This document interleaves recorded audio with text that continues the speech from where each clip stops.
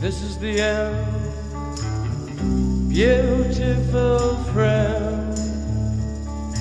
I am jumping with joy that it's finally all over, but sadness runs deeply in my veins. What has happened to my childhood TV show? Now, in all seriousness, I'm a grown-up now, and I'm finally ready to move on from this show. Now we have the final nail in Doctor Who's coffin, and I'm ready to hammer it in with a beaming smile on my face. Perhaps now we can get that petition going to put Doctor Who on hiatus for a bit. Let's not forget that similar things happened in the 80s when Doctor Who's time slots changed days, different producers, cast members wanting out. It's almost like history is repeating itself all over again.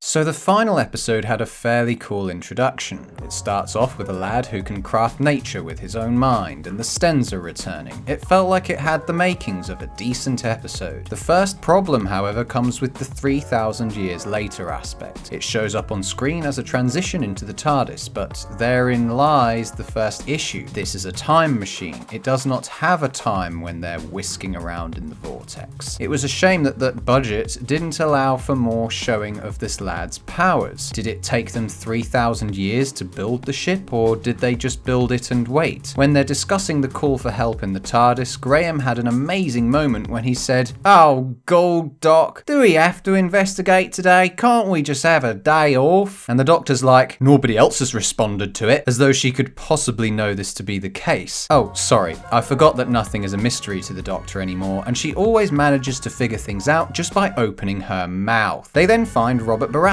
on this ship, who is possibly the dullest character of this series. What a wasted opportunity for such a talented actor. They could have had him as the Jabba the Hutt character in episode 2, or even play the manager of the Kablam factory. Instead, they give him the role of some bloke in space. We learn nothing from him, and his name is hilarious. Poltracki. It didn't help either that when they answered the phone, the people on the other end just kept saying his name over and over. Poltracki, Poltracki. Poltracki. Poltracki. Poltracki. Poltracki. Then, with the fluidity of a professional camera crew, Tim Shaw reveals to Poltracki what happens to people who mess with the Stenza. Unfortunately, the camera cuts away from it just at the right moment, and a cringe-inducing selection of reaction shots follow. Her name was Umsang. What? The South Korean voice actor who provides the voices of the South Korean dub of Thomas the Tank Engine? More to the point, actually, screw this, I'm calling him Robert. Don't forget, the Doctor just dosed him up with drugs as well. It certainly felt a bit monkey see, monkey do right here, but wasn't there a David Tennant episode where the Doctor is super against the idea of mental stabilization? Don't push too hard. They work slowly. I don't know why they didn't leave the Tim Shaw reveal until later on when we see him plugged into this wad of machinery. This is an excellent shot too, but that's about the extent of my praise for his inclusion in this episode. They ruin the surprise of who the creator is 9 minutes into the episode. The Doctor is up to her usual borderline criminal antics here too. So you're first of all manipulating a man who is in need of mental clarity. A little bit later, after staring at some desolate wastes, she gets some gear out from her backpack that she took from Robert's ship. She full on admits to it too, and he's totally fine with it. He's probably totally fine with it because he's been drugged. You're on drugs! And the Doctor was able to manipulate her way into getting what she wants once again. She even took bombs. She won't allow the killing of a murderer, as we're bashed over the head about so many times this series, but so long as it, whatever it is, can be rebuilt, she'll allow it. And what happens if you kill somebody by accident because you didn't like a wall being in the way, Doctor? You can't rebuild someone's life force once it's gone. Our rules change all the time. Well, of course they do. I remember so vividly how certain and assured she was in the pilot. Her philosophies were rigid, and now she's just Theresa May, flip-flopping on every issue that comes her way. I was thinking that the Doctor would confront some form of regret for not killing Tim Shaw when she had the chance. Obviously, her anti-violence policy comes first and all, but it seems that the Doctor's peacefulness doesn't come from herself, but from producers reluctant to create new monsters. They're just milking the only good villain they had, and they know it. I know this series has been radical enough not to include any of the classic monsters, but sadly isn't quite radical enough to create new ones that have had any real threat or impact whatsoever. Take the cloth thing in episode 2, for example, which prophesized something about a timeless child or whatever that was never even touched on again. Then, when the gang are out for a walk, Graham suddenly does a full 180 and decides that he's going to be the man to kill Tim Shaw. Well, of course you are. They just had to turn him from the funniest and most interesting character this year into a psycho because revenge is bad, guys. Every time they flirt with this idea in the episode, Graham doesn't muster an ounce of courage to stand up to the Doctor. Every time she just says, no, that's the end of their conversation. If he was that committed to killing Tim Shaw, why would he let anybody stand in his way? The best part of it all, though, is that the Doctor splits up the group to prevent Graham from getting up close and personal with Tim. This not only had the adverse effect in the end anyway, but surely you would want to keep Graham close to you, Doc, just in case he does act on his irrational instincts. Should have brought wellies. That could have been another precaution. Always bring wellies. I love wellies. In fact, I think I half invented them. Then they board the ship via the sonic plot advancer and rub it in our faces once again that Graham is out for revenge in his conversation with Ryan. Fortunately, a group of those stupid robots from episode 2 break up the argument. Remember when they failed to predict the gang's path back then?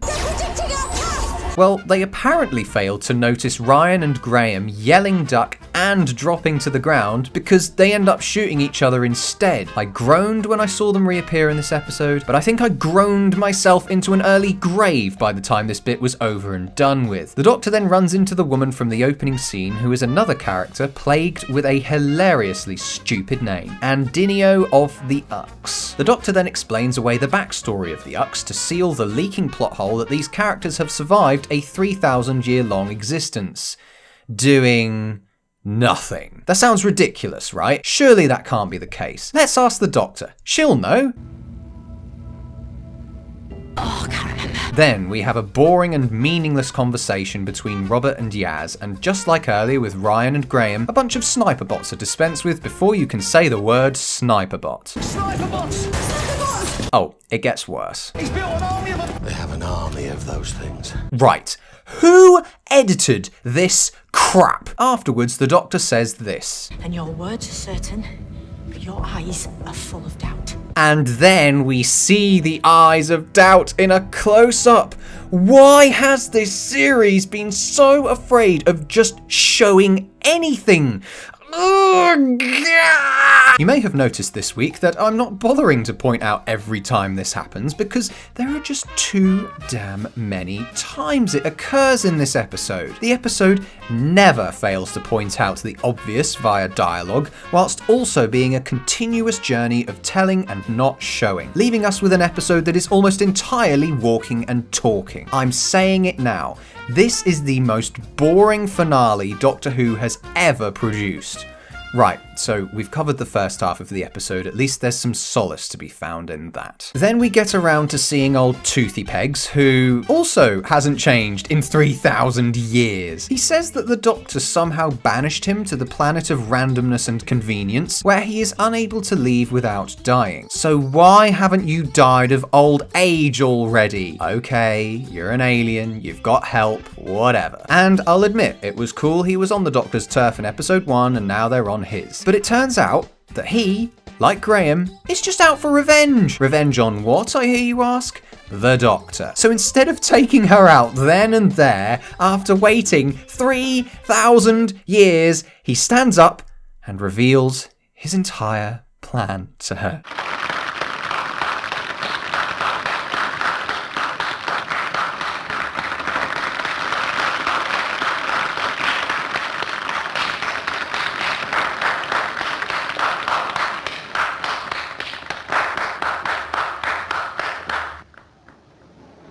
Then Aldino wakes up her sidekick Delphox, who also, funnily enough, hasn't changed one bit in 3,000 years. Look, I know I keep saying it and that these two are capable of living for millennia, but the fact he hasn't been able to do anything about his circumstances for so long is completely unbelievable. Anyway, we find out that these super important vibrating glass boxes contain planets, where any potential life would have been destroyed as a result of this compression. Ooh, what's that? I feel a scratching sensation in my mind. I'm being reminded of that finale. Which one is it?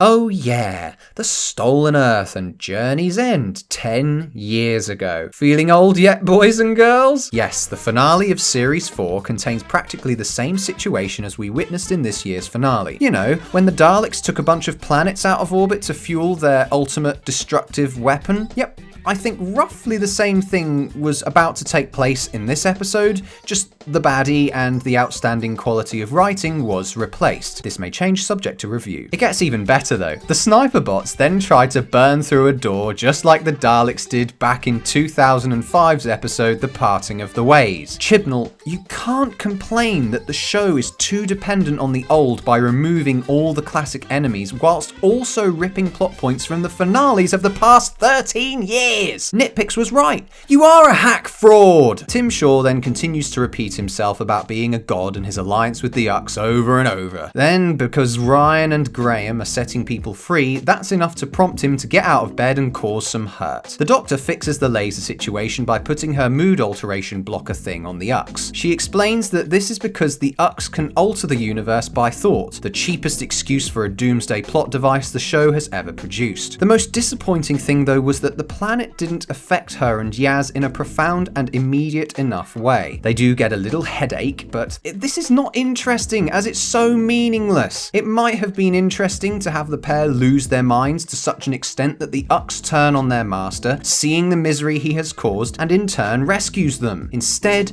the Doctor just does what she always does, talks her way out of a predicament, and tells the Ux just how wrong they are. The Doctor zaps her TARDIS into the room with her Sonic, this might as well be the Sonic Screwdriver show at this point, and takes the blockers back from the Ux. Could you not have just grabbed a few more from inside the TARDIS? Then we jump to Ryan being outside, sending all the hostages back to Robert's ship. Two questions arise though. How did Ryan figure out how to get all these people off of a floating spaceship? Secondly, why are they all wearing the same clothes? Oh, sorry guys, I just got a text from Chibnall. He says, there wasn't enough time at this point for a character to explain all of this to us. Which is a thankful shame. Then Graham confronts Darth Vader, Tim Shaw. After blowing up the robots with that cringy yippee-ki-yay line, he has no real reason to stay down here. All the people have been freed, now you're gonna look for Tim, right? Nah, let's just have him standing around down here for no reason instead. Graham then pulls the Luke Skywalker trick out of the bag, pretending he's peaceful, and then removes a limb from his enemy to stop him in his tracks. Then the fist bump happens, which I would have been happy with if they hadn't just ripped off Star Wars and two of the best Doctor Who finales beforehand. The Doctor then saves the day with the TARDIS. Finally. Took us all season to finally put it to use, but hey, we got there in the end. It was a very convenient Doctor Who-y ending, using all the technologies of all the races to put the planets back where they belong. Then they all say goodbye like it was just another episode to pass the time. Which it was. Let's face it. So, did it suck?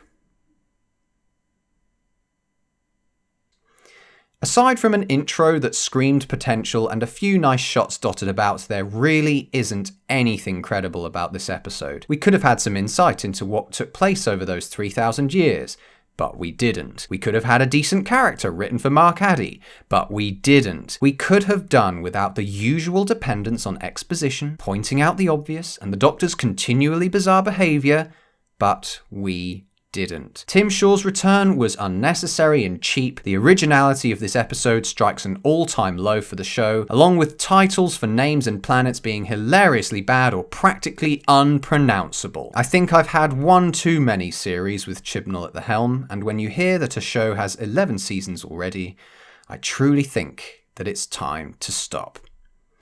I give the Battle of Ranskoor av Kolos a 1 out of 10.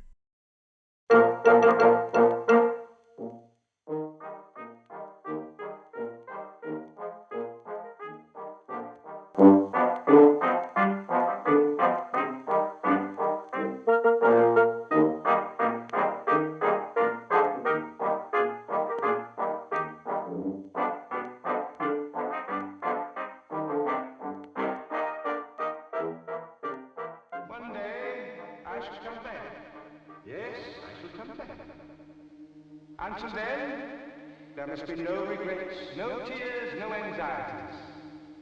Just go forward in all your beliefs and prove to me that I am not mistaken in mine.